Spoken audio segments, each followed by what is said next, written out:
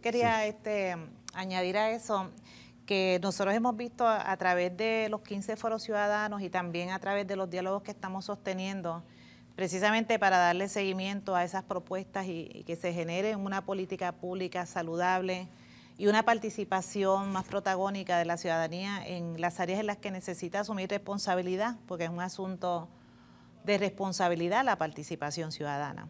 El asunto de que llevan muchas décadas en una relación con el gobierno verdaderamente asistencial y de una dependencia que no es solamente material, sino que es también relacional, es psicológica.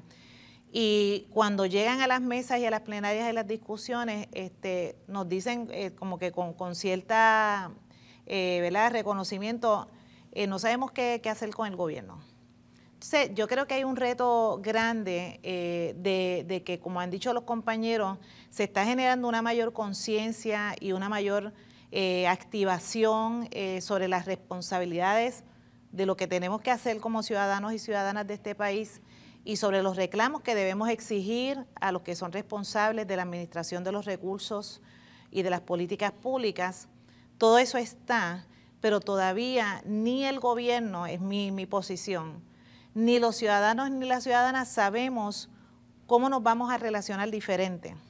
Y ahí también hay un reto incluso para los entes que educan a este país de que empecemos a conceptualizar y a diseñar esas nuevas prácticas de relación gobierno-ciudadanía.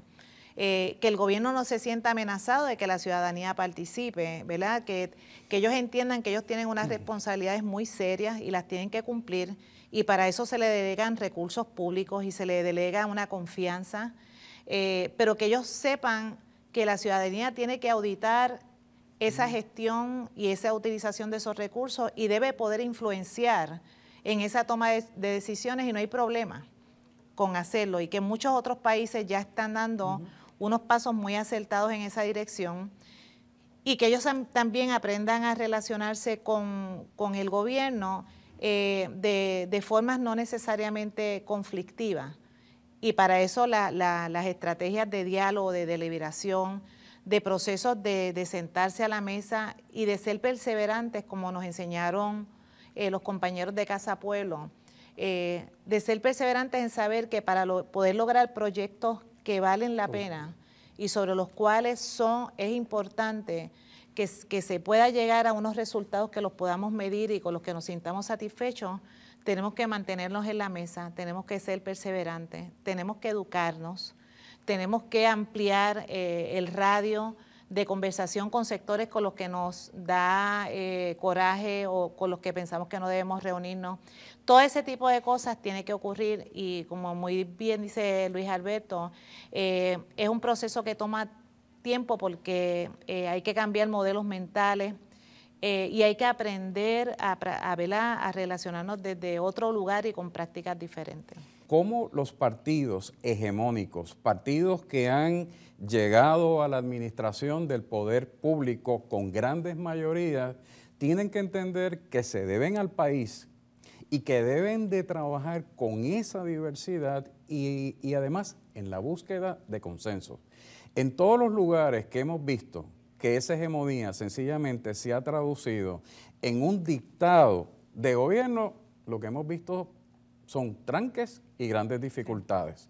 En el caso de Puerto Rico, yo creo que utilizando y fortaleciendo ese concepto que también se menciona en una columna del diálogo de altura, porque tenemos que conversar con nuestros adversarios políticos, que en última instancia de lo que estamos hablando es del asunto de la condición política de Puerto Rico. En lo demás, todos vivimos en el mismo país, todos estamos confrontando las mismas dificultades, y entre todos tenemos que buscar respuestas. Claro.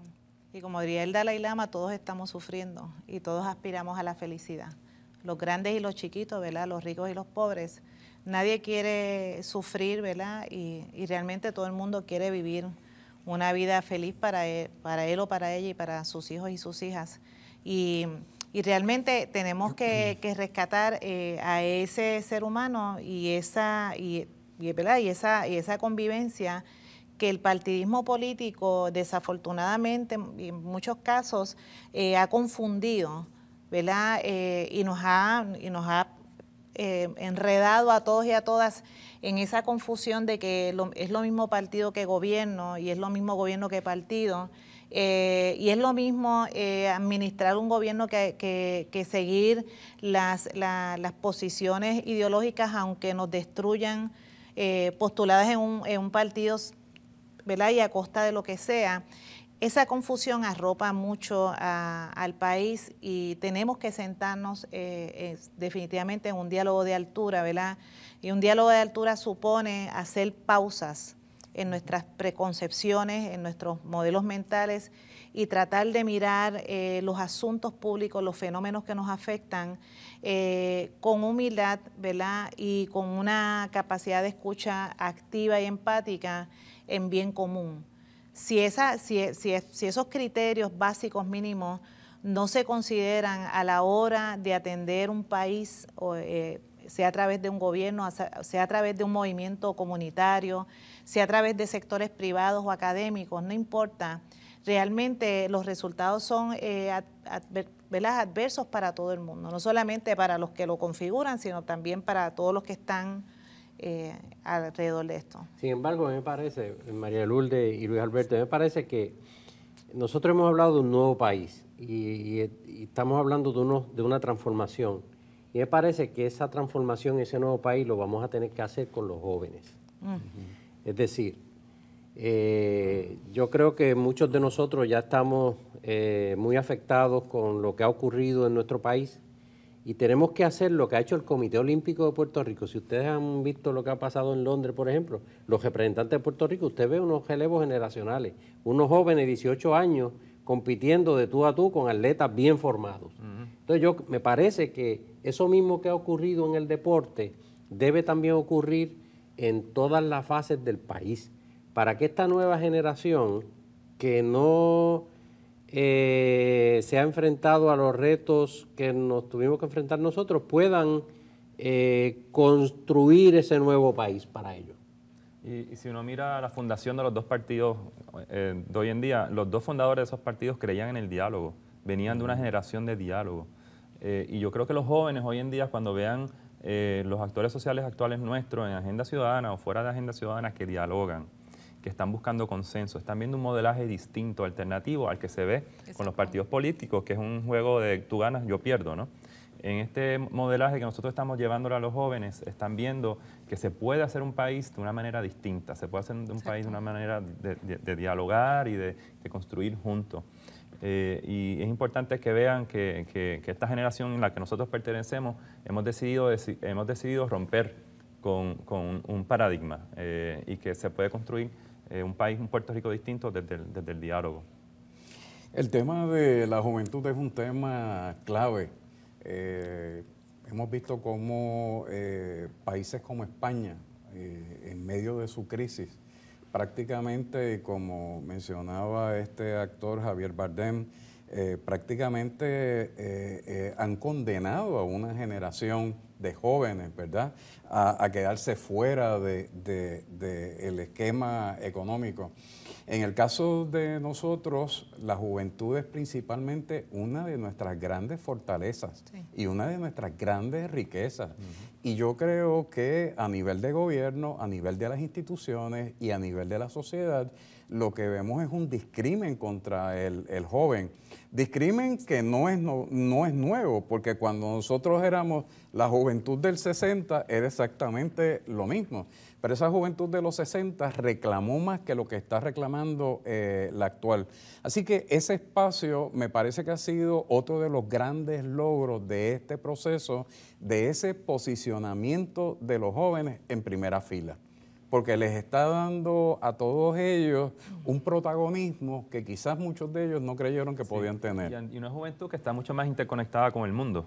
Exacto. Que saben, buscan a sus pares en otras partes del mundo, comparten impresiones, comparten conocimientos y se apoderan ellos mismos. Yo creo que es una juventud que por generaciones quizás la más apoderada que ha habido hasta en nuestra historia y sería un desperdicio y una injusticia el que no participen en un proceso como este.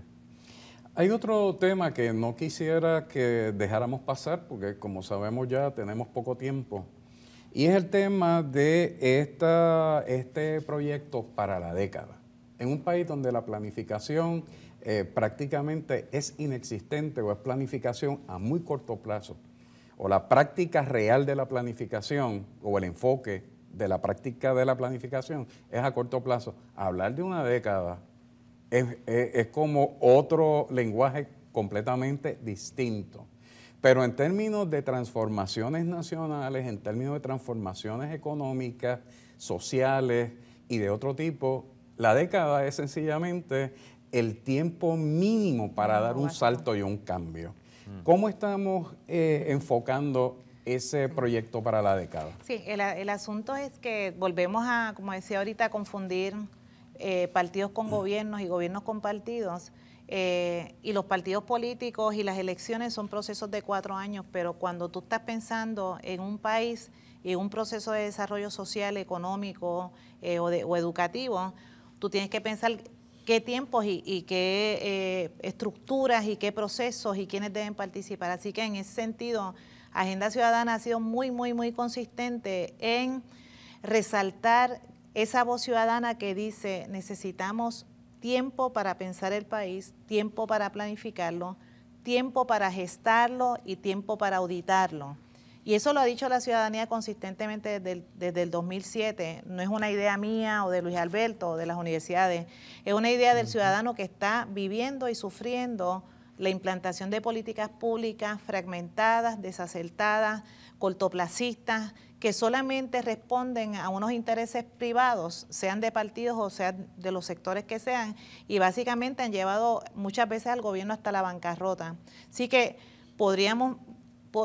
hay gente aquí, hay propuestas y hay taller para poder gestar proyectos nacionales que atiendan nuestras necesidades más sentidas. Unos comentarios finales. Bueno, yo creo que en Puerto Rico tenemos que acostumbrarnos a pensar a largo plazo y no le podemos tener miedo a eso. Yo creo que todo el proceso de la planificación es un proceso. Mientras estemos en camino, estemos dialogando, estemos trabajando, estamos moviéndonos. Así que no le podemos tener miedo a programas de largo plazo. Rector, sus comentarios finales. Yo estoy consciente y de acuerdo con los planteamientos, excepto que hay que estar consciente también de que los cambios a los que está enfrentado la sociedad contemporánea son bien vertiginosos, que tenemos que hacer nuestros ajustes en esa planificación de largo plazo. Claro. Lamentablemente se nos ha terminado el tiempo, nos sentimos muy honrados que hayan sacado de su tiempo valioso para compartir con nosotros este último programa de la serie de Agenda Ciudadana. Muchas gracias a todos por haber hecho posible esta serie.